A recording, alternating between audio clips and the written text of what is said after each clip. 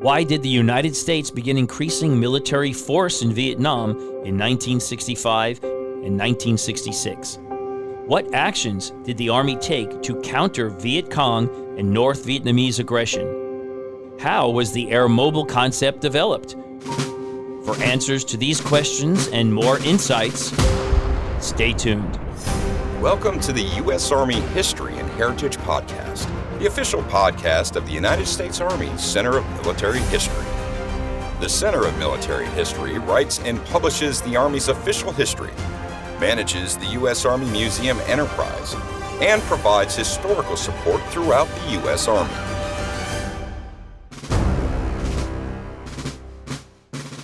Hello, everyone, and welcome to the United States Army History and Heritage Podcast. I'm Lee Reynolds, the Strategic Communications Officer for the Center of Military History. This episode is part 2 of a 5-part series on the Vietnam War, where we are discussing the Army activities in Vietnam in the years of 1965 and 1966. Joining me to continue leading us through this discussion is Vietnam War historian Dr. Erik B. Villard. Welcome, Erik, and thanks for joining me again. Great to be back again. So just a reminder, Dr. Villard is the digital military historian for the United States Army Center of Military History and one of the Army's leading Vietnam War historians. He wrote a volume in one of the U.S. Army Combat Operations in the Vietnam War series titled Staying the Course, October 1967 to September 1968, which was published in December of 2017. He's currently working on the next book in that series, covering October 1968 to December 1969. And outside of the Center of Military History, Dr. Villard is also the founder of the Vietnam War History Foundation, which is a nonprofit organization that has over 44,000 members on its Facebook group. He's also appeared as a historical advisor and analyst on many documentary projects, including, and I think this is impressive, to Ken Burns and Lynn Novick for their Vietnam War documentary series. Am I missing anything that you really want me to highlight? No, I think, again, I'm involved in anything Vietnam War. I try to help the Vietnam Veterans Memorial Foundation, try to help the, looking for the MIA POWs, helping veterans locally. It's just become a personal commitment of mine. So whenever I can sit down and talk about the Vietnam War, I'm always happy to do it. Well, then this podcast is just perfect for you. For me, too, this is fascinating, and I know this is be fascinating for our audience. So let's just jump right back into it. I want to pick up the discussion from where we left off in the last episode, which was at the end of 1964. So the Gulf of Tonkin Resolution pretty much gave the Johnson administration a blank check to increase numbers of military forces, and we saw growing attacks by the Viet Cong. So set the stage for me. It's the early 1965. What's taking place with the Army on the ground? So at this stage, the MAC-V, which is the Military Assistance Command Vietnam, it's a joint headquarters led by General William Westmoreland. He oversees all the U.S. military personnel. There's about 23,000 at this point, and about 17,000 of them are Army. About 15,000 advisors, and then 1,200 or 1,500 special forces. So the numbers have grown considerably in the past few years. However, the situation in South Vietnam keeps getting worse, and this is the dilemma. The end of 64, early 65, despite the Gulf of Tonkin resolution, despite the threats of Johnson of bombing North Vietnam, the North Vietnamese and the Viet Cong keep to their strategy. The leaders in Hanoi, and there's about a dozen of them. I just make this point. There's the Politburo. These are the people who actually make all the important decisions. Ho Chi Minh, at this point, he's an old sick man. He's basically retired. But the people that are actually running the show, folks like Le Duan and others, what they want to do is they want to force a conclusion of the war. They want to take over Saigon and the government before the Americans decide to get involved in a big way. So the clock is ticking. Right. In fact, the Gulf of Tonkin causes a bit of a problem because those North Vietnamese patrol boats that attacked the Americans on the 2nd, that was a local commander. That was not orders from Hanoi. Mm-hmm. That was a local commander. So now there's, again, this kind of collision course. What the communists want to do basically is muster their power and take Saigon, which is the heart of South Vietnam, in the next 6 months. That's their objective. So where are U.S. forces, and specifically the Army at that time? Were they focused around Saigon? Well, Saigon, of course, is the most important city in the country. In a country of about 16 million people, over 2 million live in the capital. So it is the industrial heartland, it's the political heartland, the military, most important by far. But the American advisors are spread out really all over the country. There's 44 provinces, throughout South Vietnam. And so at this point, they're pretty much everywhere. And this leads us to the next confrontation point. And before we get to that, which would probably lead into this next confrontation, what was Westmoreland's strategy? Well, Westmoreland's strategy at this point, again, as head of MACV, he had a mission to advise and assist. I mean, the South Vietnamese is a sovereign nation. They have their own military. Westmoreland does not have the authority or the power to tell them what to do. He also he has no authority to, for example, cross a border into Cambodia, Laos, or North Vietnam. So his mission is to try to help the South Vietnamese train, equip, and better deal with the enemy that they're facing. In some cases, it's by direct training. In other cases, it's, for example, by bringing in U.S. helicopters to fly South Vietnamese forces to combat zones. But again, the Americans at this point are still not directly engaged in combat, but they are everywhere. Right. And are they being engaged by they are being North fired Vietnamese upon, or the Viet Cong? They are being fired upon. Again, in most cases, I'm not sure that the Viet Cong necessarily know the Americans are there. Although, again, if you had an American advisor on an infantry patrol, he usually stands a good right. 6'8", inches taller. So I'm sure some of them did. But at this point, again, what the communists want to do is basically win this war quickly before the Americans decide to get involved. And you can understand that. And before we get on to the next battles, because I think this is important to note as we go throughout these episodes, what was the morale, the feelings of the American people at this time? Did they support the war? Were they against it? Well, at this point, Vietnam is pretty much off the radar. I mean, still. There are a lot of trouble spots in the world. Again, just a couple of years ago, we had the Cuban Missile Crisis, right? We had, problems in Berlin, problems in the Middle East, problems all around the world. So in terms of the popular awareness of what's going on in Vietnam, it's hardly a blip.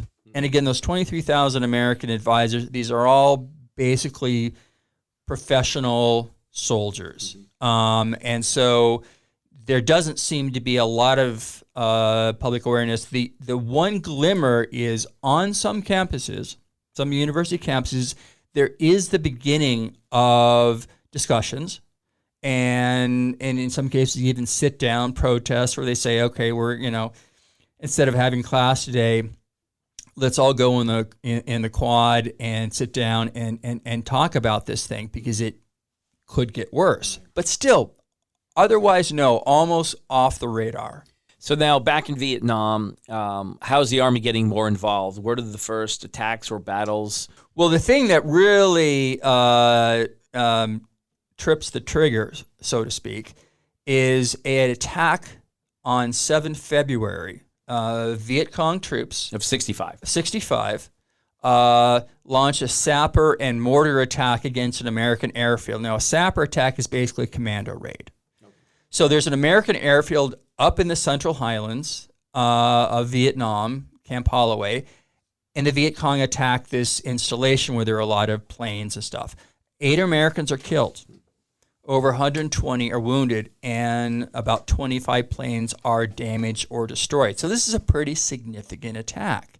And it does seem to be targeting the Americans, right? And so this is now, this presents Johnson with a dilemma. was this a deliberate provocation? Now, are the communists basically poking a finger in his eye and saying, look, there's nothing you can do about it? That's the way he interprets it. That's the way Westmoreland interprets it, and all the other senior commanders. So after that attack, things begin to move very quickly. Johnson and Westmoreland realize, with so many American advisors spread out across the country, with things getting worse, we're going to have to do something more, and that means sending conventional troops.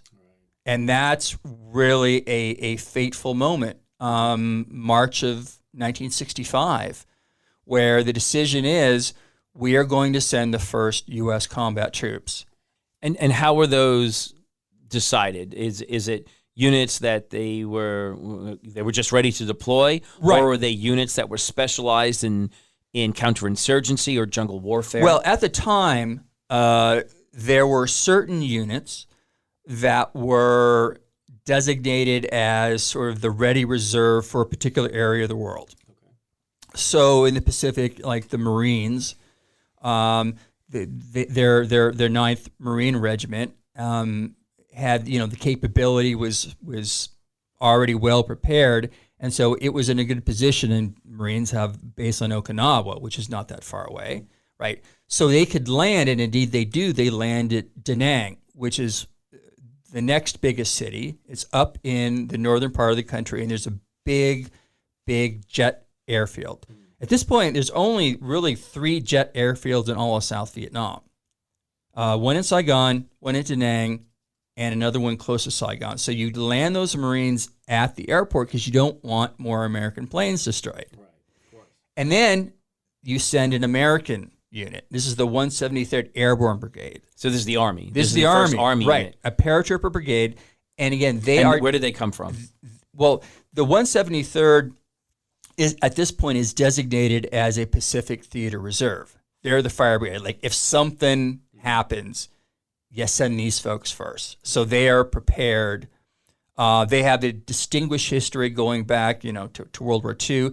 These were some of the folks who parachuted on the island of Corregidor during retaking in the Philippines. And if you know how big Corregidor is, it's not big. It's very rocky. Oh, yeah. So these are tough guys.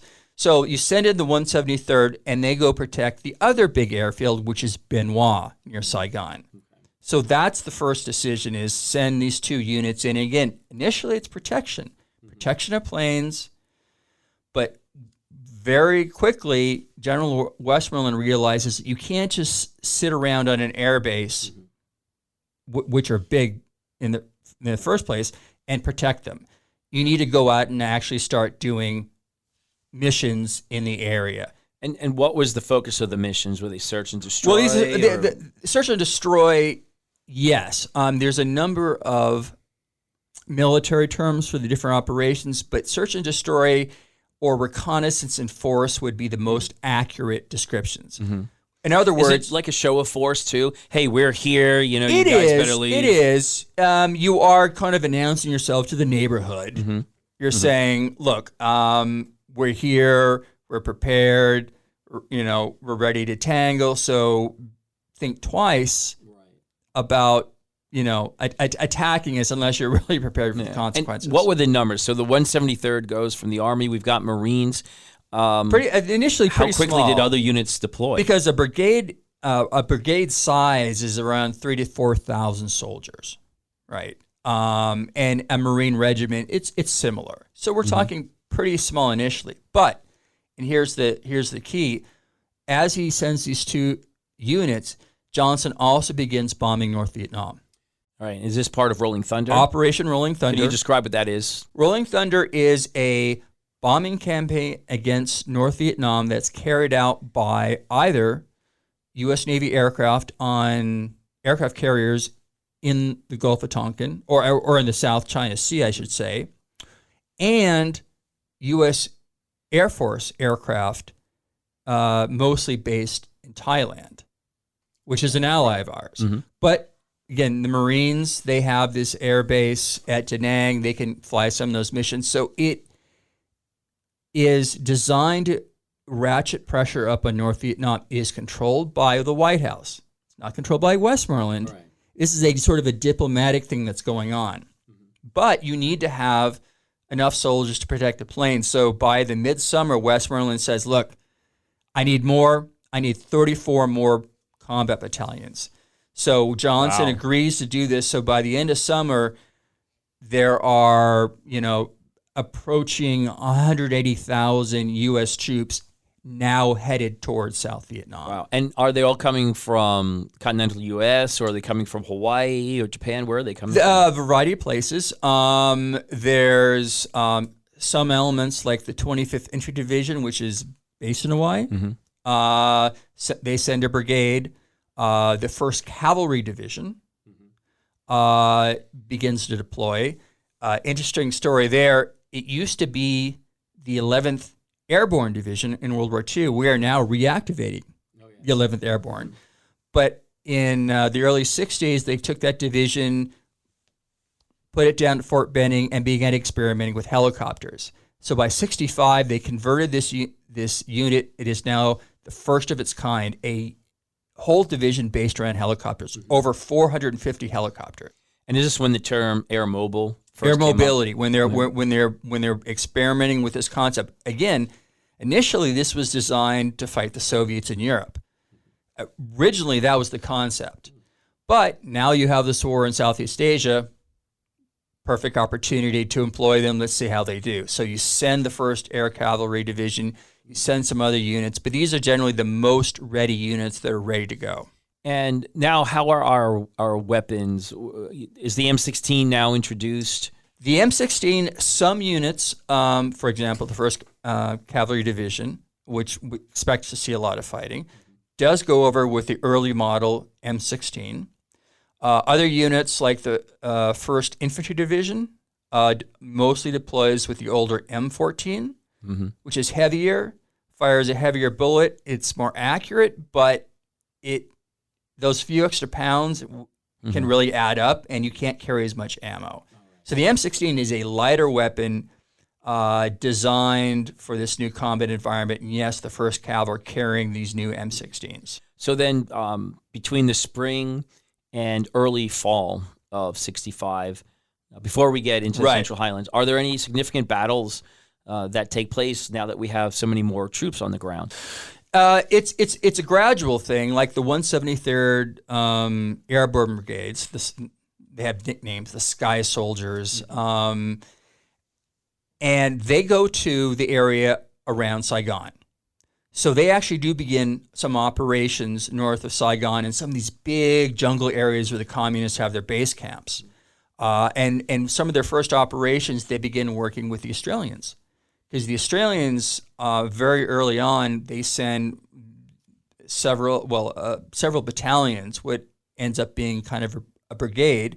Some of them are New Zealanders, but mostly Australians. So the Aussies and the 173rd are now doing these limited operations. It's really more just kind of feeling out the terrain. And who are they fighting? Is it mainly Viet Cong?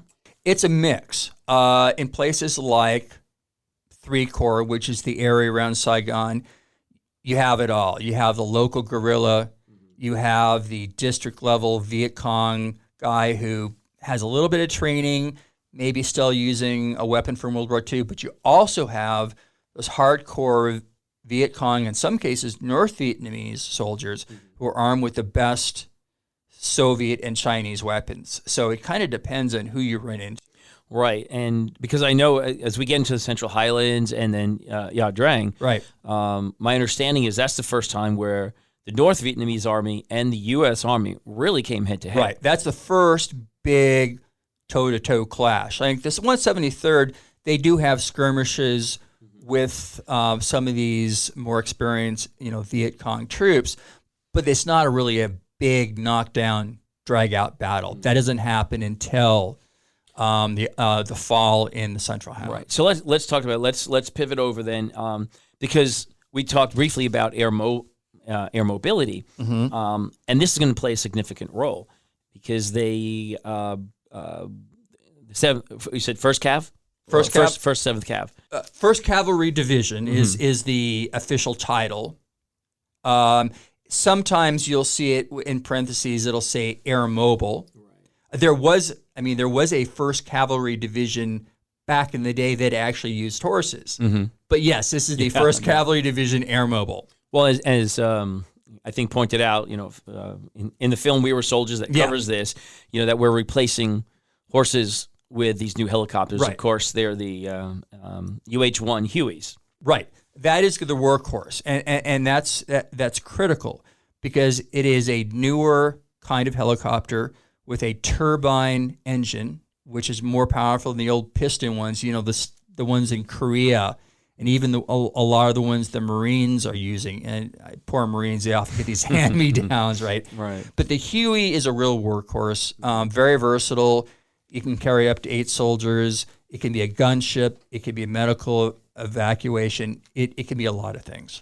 And commanders like Lieutenant Colonel Hal Moore really prepared. He anticipated how to use these, how to get troops in and out, supplies in and out at extended distances that we probably weren't used to in the past. So let's talk through what was the mission that brought us into the Adrang Valley. So the 1st Cavalry Division begins, landing on the Central Coast, around September, and they have troops from the 101st who basically kind of shepherd them to their new home, this place called On Cay, later known as Camp Radcliffe after a soldier who was killed. But On Cay, it's on the plateau, this massive area where you can have that many helicopters. But the idea is from there, you can range over hundreds of kilometers all the way to the border of Laos and Cambodia. And this is mountainous terrain. This is deep forests. There aren't many roads. You can't rely on them. So only something like the helicopter and only something like the 1st Cavalry Division can defeat the tyranny of the terrain by using the mobility. And then, so this specific mission, Lieutenant Colonel Hal Moore is given a mission to go in, and what was the purpose of that mission? So the thing that set it off is in the middle of October, North Vietnamese troops attack one of these special forces camps, the Play Me camp. As I mentioned, U.S. Special Forces are in these locations along the border, up and down the interior. And so they attack this one Special Forces camp. It's an old tactic. In the past, this is what they do. They attack the camp, and then they set up an ambush for the South Vietnamese troops who come up the one road. Oh, yeah. Right, and then attack them. Well, now you've got the 1st Cav. Different story. Suddenly, Hueys are dropping in behind the North Vietnamese. They go kind of bananas and flee back towards their original base, this big mountain called the Chupong Massif. Now, Colonel Hal Moore, who's the commander of the 1st Battalion, 7th Cavalry, 3rd Brigade, gets orders to pursue these North Vietnamese elements, find and engage them. So he knows that they're somewhere around this big mountain formation, flies over. There's only a few places in the jungle that have a clearing big enough for helicopters. So he chooses this one location to make his initial assault, and he calls it LZ X-ray. An LZ, landing zone. Landing zone X-ray, exactly. So there's definitely some risk there. He's got some of his artillery set up to support him, but he's going into an area where he doesn't really know a lot. Right. It's uncertain, and he knows that because of the size of the landing zone, which is small, and the distance involved, he's only going to be able to bring in, a relatively small number of troops at any one time. Yeah, it was about 70, I think. Yeah, I mean, at a time. And it was a 30-minute round trip. Exactly. Yeah. So those first few platoons on the ground have got to be able to hold that LZ long enough for the other troops to show up and reinforce. So it's a very dicey situation. Right. So this is November 14th, November 1965. Yep. So they start going into LZ X-ray. Right. And what happens? Start landing. At first, seems fine. They get basically no enemy fire. They fan out through the clearing, start to explore the woods. A couple of the troopers, Cav troopers, run across these NVA soldiers, kind of surprise them, capture them, bring them in. start questioning, Hal Moore is there, and Plummer, his chief NCO, are there. They're asking like, and these guys through an interpreter are like, oh, there's like thousands of NVA soldiers all around. They didn't know where, but they are here. So Moore knows he's in for a fight. Pretty soon, pop, pop, pop, pop, pop, pop. AK-47 fire. Some of his troops in the perimeters, start receiving fire, and it just from there it becomes a firestorm. And North Vietnamese troops, knowing the Americans have landed, are now converging from several directions, and it becomes a dogfight. And Moore, and then Sergeant Major Plumley. Plumley. They come to find out that it's about 4 times the amount of enemy soldiers. Well, and initially they know that there's the better part of several North Vietnamese regiments in the air. So theoretically, there could be 3,000, 4,000, 5,000 enemy soldiers in the general area. And at the time, with the battalion, they've got about 400 people on the ground. Eventually, they would. I mean, because it's still over the first couple hours as they're bringing troops in. Right. But his first battalion, the number of people they actually put in the field is a little over 400. So, it gives you some a moment of pause. And the question is, you still don't know. Fire's increasing. They know the North Vietnamese are converging, but there's some real anxiety. It gets worse because some of those American troops who went out to look for the North Vietnamese, this one platoon, for example, gets cut off. Right. And so now they're surrounded. The infamous cut-off platoon. Exactly. Yeah. So this is where, Hal Moore, I think, really rises to the occasion, keeps his cool, keeps those helicopters coming in, bringing more troops. The helicopter pilots, people like Too Tall Joe Freeman and Crandall, Bruce Crandall, right? Who later both received Medal of Honor. Keep coming back and back and back, bringing ammunition. Even against, I think, some of the orders of their. Oh yeah, sometimes there were times where there was so much enemy fire, and peppering their helicopter, that they're like, no, don't even try, and they're like, no, we're coming. Yeah, I mean, the heroism from these aviators is just incredible. Unbelievable. A lot of the guys on the ground. I mean, there were several medals of honor issued in this battle. So how did this play out now? What happened is, again, the first day and the first evening was really touch and go. There were a few moments where it looked like the North Vietnamese might break through the perimeter.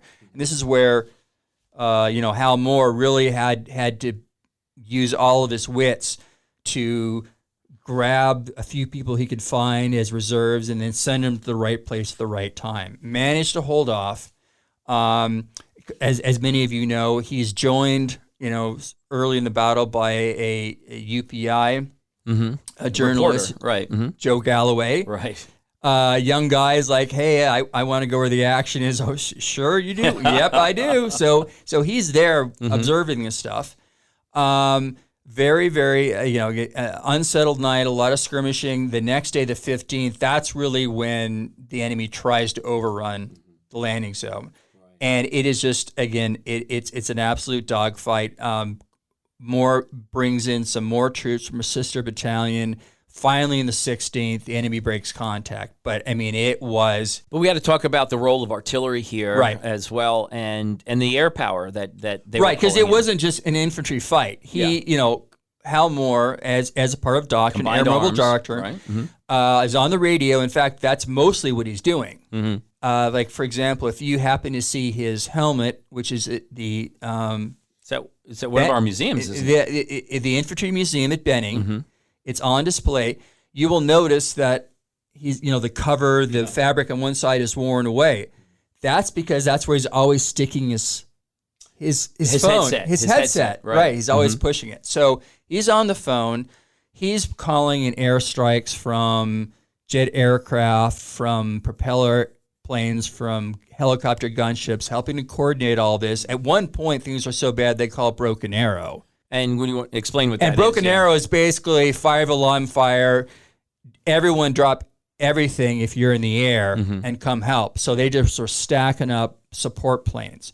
And while these close air support planes were delivering their payload. And again, these are top-notch pilots. I mean, they are dropping these bombs and napalm way closer than danger doctrine close. says. And in fact, it killed some of the American troops. There was some splash, close. exactly. Yeah. Mm-hmm. At the same time this is happening, B-52s are also flying deeper into the enemy's rear. And so there's massive air power, massive artillery. Right. It's not just an infantry fight. This is a combined arms fight. Yeah, I mean, they could not have survived with that. No, there's no way. Absolutely not. Or just the artillery. And also logistics. Yeah. The folks in the rear who are getting the ammunition, the bandages, getting that stuff to the fighters, and then these helicopter pilots getting the wounded, the dead on the helicopters, getting them back, and most of them who are wounded, end up being saved because the medical treatment is so good. Right. Yeah. And so just an amazing battle. When you look at Helmore, Sergeant Major Plumley, Crandall, it's just so much heroism there. I think of our Army values today, and I think they displayed every single one of them. Oh, absolutely. So I mean, there's no lack of heroes, and it's. But what I've come to learn about Hal Moore, Lieutenant Colonel Hal Moore, at the time, of course, he would later retire as Lieutenant General, was his preparation. He anticipated this. He did his homework. He did it, and I mean, he was a tactical genius. Yeah, so. and I actually found the photographs, the aerial photographs that he took flying over for his recon X-ray with his own annotations in red pen. Mm-hmm. And so, I mean, this is a guy who led from the front. He knew the land. We call it MET-T, right? Yep. Mission, enemy, troops, terrain, time. But he knew the land, and he knew the enemy, and he was able to anticipate their moves. I mean, this is just amazing. So they leave on the 16th. They pull out on the 16th. So the enemy withdraws. Enemy withdraws. I mean, the campaign, the operation isn't over, but they need to skedaddle because they're going to plaster that whole area of B-52s. And unfortunately, this leads to the second part that isn't always talked about, but their sister battalion, the 2nd of the 7th, they go marching through the jungle because, again, there's not too many areas where you have that clearing. Right. So they are marching to this other place called Landing Zone Albany, where they will be picked up and taken away. And unfortunately, they run into an ambush by one of those NVA units that was out there looking for the Americans, and it is it's a brutal, ugly, very costly ambush. Right. So again, keep in mind, those brave men from the 2nd Battalion who also fought there. But it just shows you this is the first clash between professional American Army and North Vietnamese Army troops. And so the aftermath of this, what's the significance on or the impact on the Army, on the media, on the perception of the people back home? Well, it's interesting because different people took away different lessons. The Americans, in general, took away the lesson that air mobility works, right? Even in very difficult situations, helicopters can get through. If you use all your combining arms, you can project power and win on these remote battlefields. So it was a vindication of air mobility for the Americans. For the North Vietnamese, they saw it as a vindication of their own tactics, which was what they called clinging to the belt.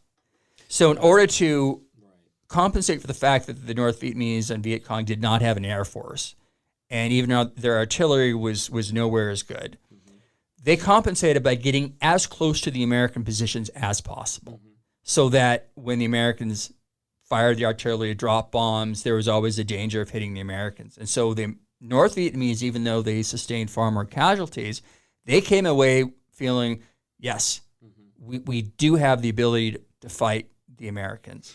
And it's interesting with those lessons learned for the North Vietnamese. We saw some of the same tactics in Iraqi freedom.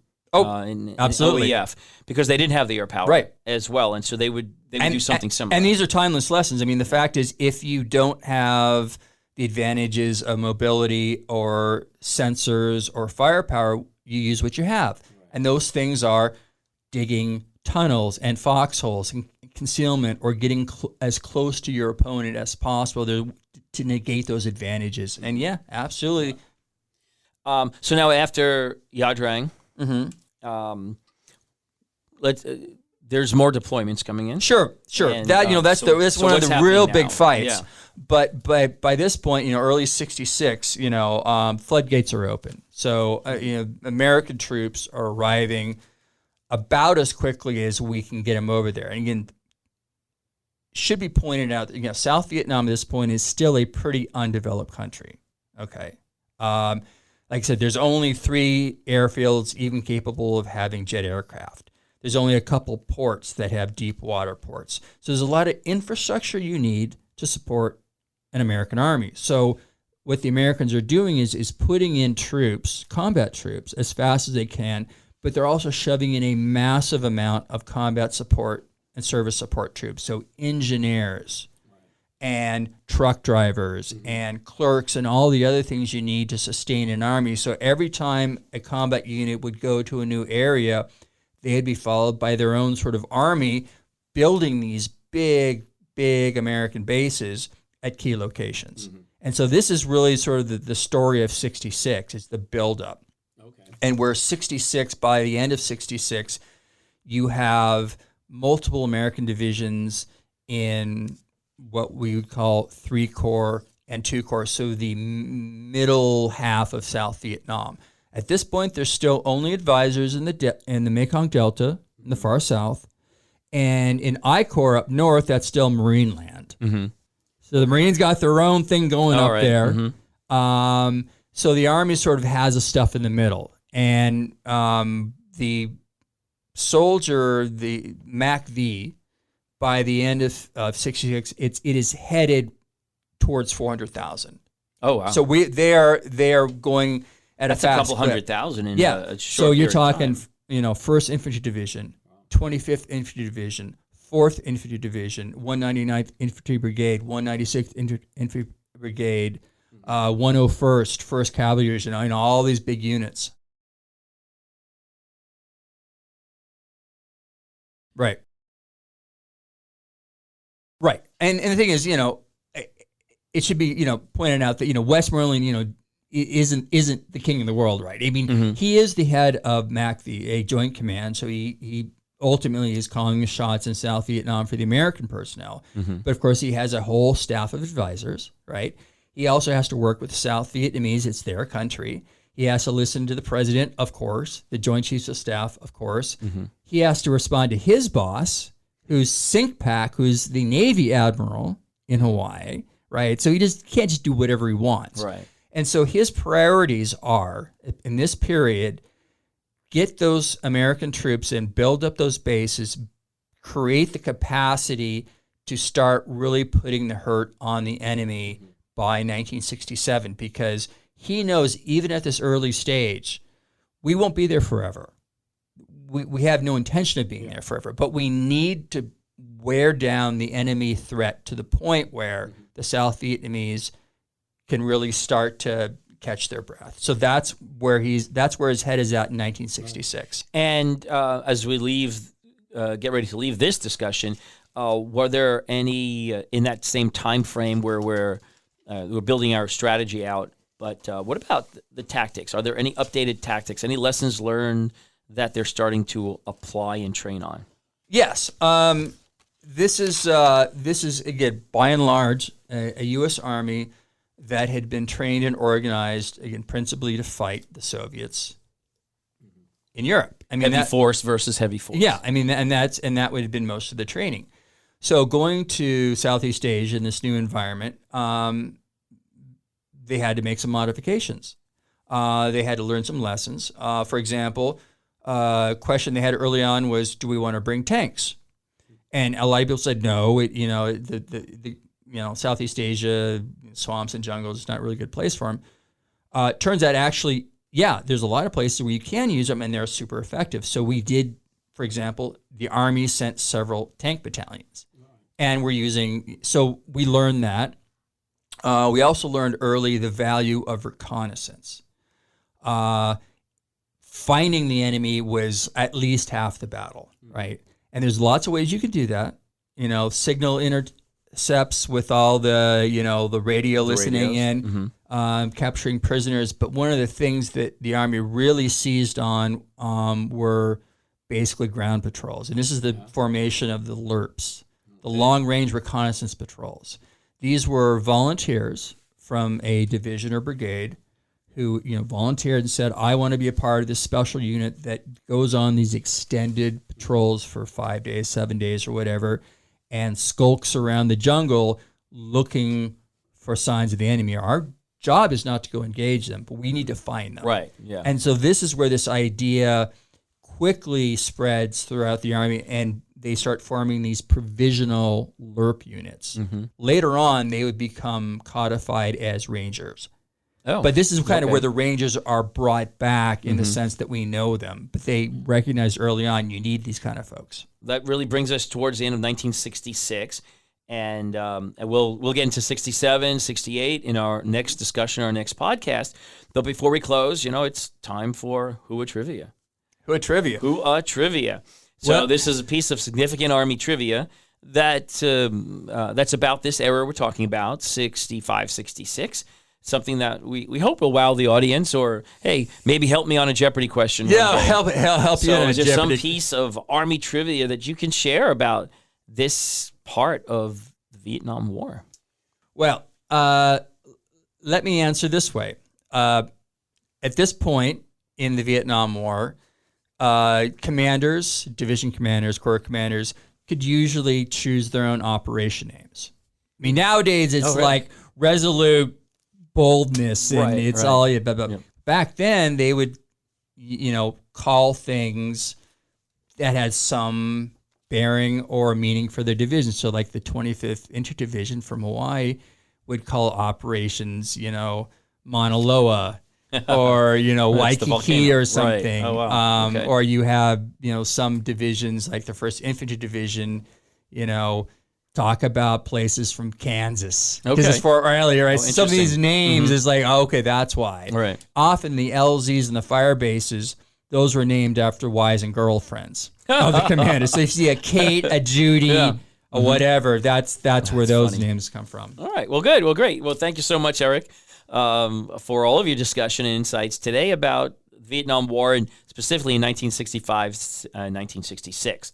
And if anyone wants to learn more about the Vietnam War or Army history in general, I encourage you to explore our website at history.army.mil, where you can access all our publications about Vietnam, and they're available as free PDF downloads, or you can purchase them from the government printing office. And if you want to experience Army history every day, then please visit our social media sites on Facebook, Twitter, and Instagram. And join us every week on this podcast for more in-depth discussions about Army history as we cover topics from all eras of U.S. Army history, examining battles, soldier experiences, equipment, weapons, tactics, and lots of Whoa Trivia. Thanks for joining us today on the United States Army History and Heritage Podcast. For the Center of Military History, I'm Lee Reynolds. And until next time, we're history. The views expressed in this podcast reflect those of the speakers and do not necessarily reflect the views, policies, or opinions of the U.S. Army or Department of Defense. For more information about the Army's proud history and heritage, go to history.army.mil.